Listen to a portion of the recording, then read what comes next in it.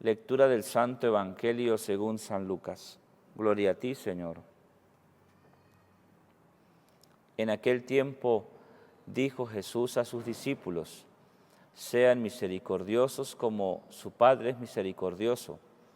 No juzguen y no serán juzgados. No condenen y no serán condenados. Perdonen y serán perdonados. Den y se les dará.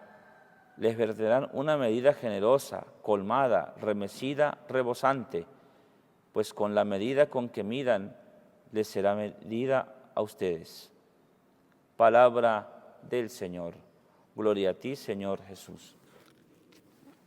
Por estas palabras del Santo Evangelio, el Señor perdone nuestros pecados. Amén. Espíritu Santo, dulce huésped de nuestra alma, abre en este día nuestra mente y nuestro corazón al amor misericordioso de Dios, que desde Él podamos reconocer con mayor conciencia nuestra realidad de pecado y transformarla con tu gracia, así como perdonar sinceramente a los demás. Amén. Queridos hermanos y hermanas en el Señor, la Cuaresma, tiempo favorable para reconocer en nosotros los pecados, las faltas cometidas, el pecado que quizás aún no hemos reconocido, nos permite poder entonces distinguir cuál es el pecado que hay en nosotros, nos permite reconocerlo. Y eso nos hace pensar entonces en la misericordia que luego viene de Dios para conmigo. Pues si es el Señor que, viendo nuestra voluntad, nuestros sacrificios, viendo nuestra penitencia, el Señor es el primero que se manifiesta en la misericordia.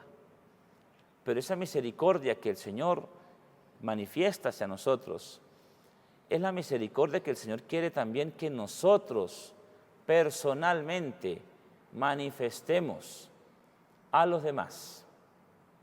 Por eso, lo que nos dice el Señor en el Evangelio: sean misericordiosos, como su Padre es misericordioso. ¿Y con quién es misericordioso el Señor? Pues con nosotros, con cada uno de nosotros. Nosotros, una vez viendo el pecado que nos hace ver la penitencia en nuestra vida, ¿qué hacemos después de ver el pecado? Reconocerlo, sí, pero luego acudimos al Señor, corremos al Señor a pedirle perdón, a que tenga misericordia de cada uno de nosotros. Ahora bien, pues queridos hermanos, esa actitud que queremos de Jesús es la actitud que Jesús quiere ahora de nosotros. Y fíjese algo, queridos hermanos, que el Señor quiere hacernos ver en nosotros. El Señor quiere hacernos ver lo más insignificante para nosotros. Hay cosas que nosotros creemos de pecado que son insignificantes. Y perdóname que haga referencia pues a lo que hoy dice el Evangelio, porque creo que de eso viven muchos, viven la gran mayoría en una conversación, cuando van a visitar a alguien. Hasta en la propia iglesia se vive ese mínimo pecado, vuelvo y repito, para nosotros, pero para Dios es grave. Para Dios también trae sus consecuencias si no pedimos perdón. Y no tanto si no pedimos perdón, si no cambiamos ese defecto. Y ese defecto, vuelvo y repito, insignificante creemos nosotros, es el de juzgar. Queridos hermanos, déjenme decirles que por juzgar también está lleno el purgatorio. También en el purgatorio hay almas que están allí purgando lo que no pudieron purgar aquí porque juzgaron aquí en la tierra. Pues no lo corregiste aquí, no lo purificaste aquí, te toca purgatorio por juzgar. Y Aquí no es caer en cuenta en qué es lo que juzgamos, porque cada uno tiene que revisar qué es lo que ha juzgado del otro. Porque el Señor dice en el Evangelio, no juzguen y no serán juzgados. Y cuando dice no serán juzgados, no es tanto el juzgar humano de los otros. Con la misma medida que midan serán medidos. Y seremos medidos no por los demás, sino por Dios. Ser juzgados no es tanto esperar las consecuencias de lo que digan los demás de nosotros porque hemos juzgado. Es que el Señor dice no serán juzgados, es que no seremos juzgados por el Señor. Por eso, queridos hermanos, en esta Cuaresma, si hay algo que tenemos que corregir, es el vivir juzgando a los demás por sus condiciones, por su manera de pensar, por su manera de vivir. Y hasta juzgamos por el hecho de que la persona surge, crece en la fe, echa adelante, supera los obstáculos y las adversidades de la vida. Por eso juzgamos. Y esa es una de las cosas que también en este tiempo de la Cuaresma tenemos que corregir. El juzgar.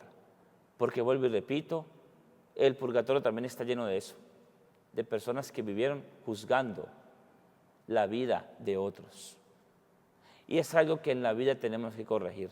Y déjenme decirles, aquí no voy a hacer público el pecado de una persona particular con nombre y apellido. Muchos de los pecados que el sacerdote escucha en un confesionario, no solamente yo, es juzgar. Y a mí me llama la atención porque la gente confiesa ese pecado hasta con risa. Padre, uno que habla, uno que, pues lo mismo de siempre, Padre, criticando y hablando de los demás. Lo mismo de siempre. Y es que no sabes que eso mismo de siempre hay que corregirlo. Porque me da a entender, o le da a entender al sacerdote, que decir lo mismo de siempre es que cuando usted venga dentro de 8 días o dentro de un mes a volverse a confesar, se va a confesar de lo mismo. Entonces no tiene sentido, porque le da a entender al sacerdote que, Padre, lo mismo de siempre.